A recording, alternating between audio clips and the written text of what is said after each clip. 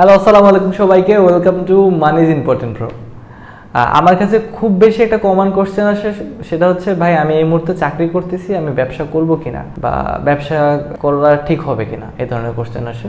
তো এই ধরনের কোশ্চেনের একটা মানে ব্যাখ্যা এমনভাবে দেওয়া যায় যে আপনি আপনার যে আইডিয়াটা আছে বা আপনি যে জিনিসটা শুরু করতে যাচ্ছেন সেটার জন্য এই মুহূর্তে আপনার চাকরি ছাড়া দরকার নেই। আপনি যেটা করবেন সেটা হচ্ছে সেই জিনিসটা একটু শুরু করেন, ইনিশিয়েট করেন।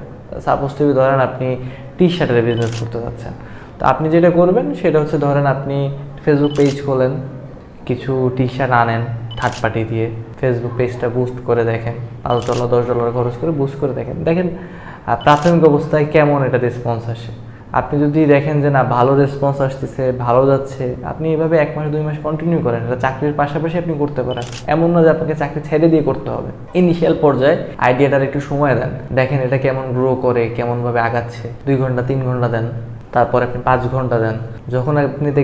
যখন আপনি নিজে নিজে বুঝতে পারবেন যে না এখন এই মুহূর্তে আমি যদি পারি আমার চাকরিটা আমি ছেড়ে দিতে পারবো, দেন আপনি চাকরিটা ছেড়ে দেন। বাট আপনার যে বেসিক নিডগুলো আছে সেই বেসিক নিডগুলো কিন্তু থেমে থাকবে না, বেসিক নিডগুলো কিন্তু চলতে থাকবে। আপনি যদি হুট করে চাকরি ছেড়ে দিয়ে একটা আপনার আইডিয়ার উপরে নেমে পড়লেন অ্যান্ড দেন ওই আইডিয়াটা সামহাউ ওয়ার্ক করলো না, তখন কিন্তু আপনি ফ্রাস্ট্রেটেড হয়ে যাবেন। ফ্রাস্ট্রেটেড হয়ে কিন্তু আপনি আসলে একুলো থাকবে না, ওকুলো থাকবে না।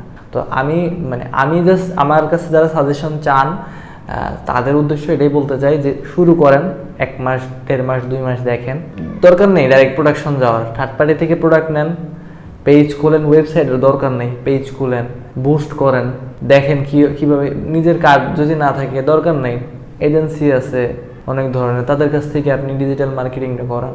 আপনি গ্রাফিক্স ডিজাইনিং থার্ড পার্টি আছে তাদের দিয়ে করান। দেন হচ্ছে ইনিশিয়াল পর্যায়ে জিনিসটা শুরু করেন, অ্যান্ড দেন আফটার দ্যাট যখন মনে করবেন যে না খুব ভালো যাচ্ছে, খুব ভালো চলছে, তখন চাকরি ছেড়ে দেবেন।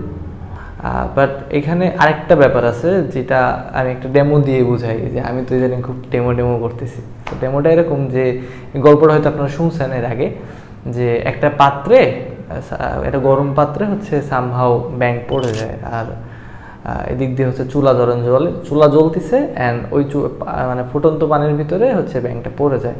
তো যখন পানি একটু গরম কম থাকে তখন ব্যাঙ হচ্ছে আপনার চিন্তা করে যে আমি চাইলে এখন লাফ দিয়ে বেরোয় যেতে পারবো, চাইলে আমি লাফ দিয়ে বেরোয় যেতে পারবো। বাট একটা সময় পানি এত গরম হয়ে যায় ব্যাঙ আর চাওয়ার পরেও লাফ দিয়ে বেরোতে পারে না।